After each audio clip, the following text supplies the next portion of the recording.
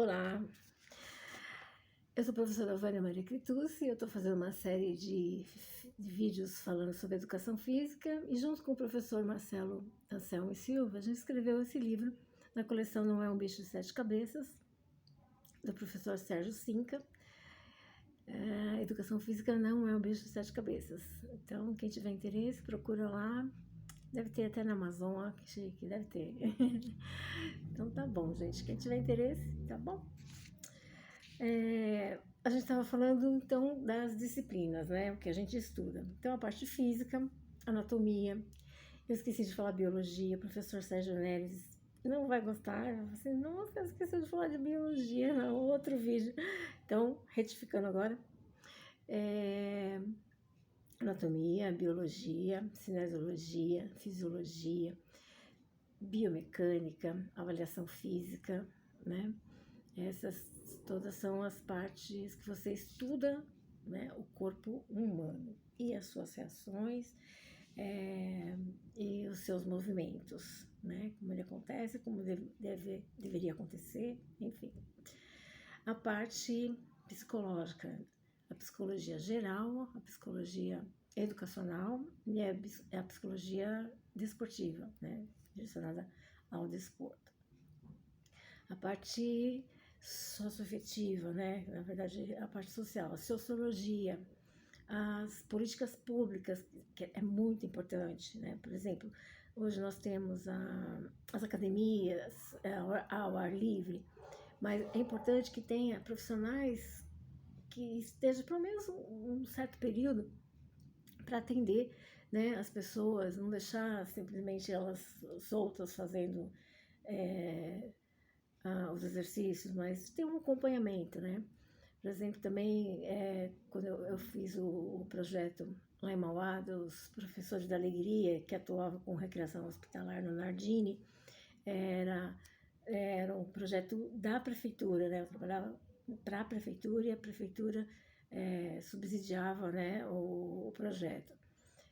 Então é muito importante, porque as políticas públicas é isso, elas têm que criar projetos que atendam às necessidades da população, né?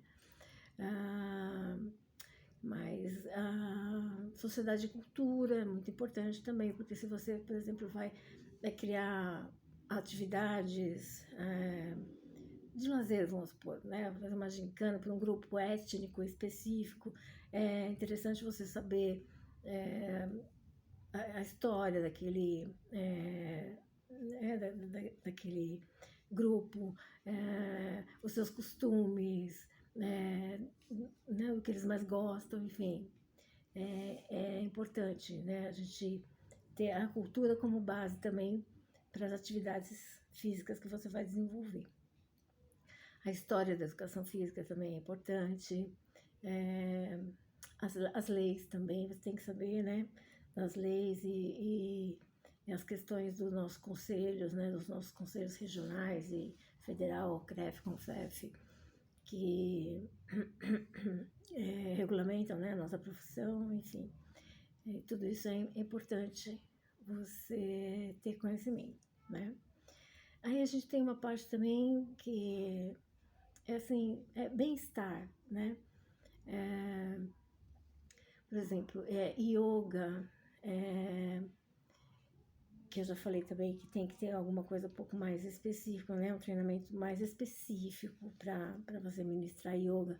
Mas geralmente os profissionais de educação física, os professores de educação física, eles fazem técnicas de relaxamento, né? Aí você fala assim, mas anti-movimento? Não é anti-movimento, mas o corpo ele necessita do quê? De repouso, né? Se não fosse assim, a gente não dormia, né? Então, a gente tem que ter o exercício e tem que ter o repouso, né? O relaxamento, a volta à calma, que a gente fala, né? Assim, para voltar tudo nos batimentos naturais, né? Enfim, isso é muito importante, essas técnicas de relaxamento. Massagem também.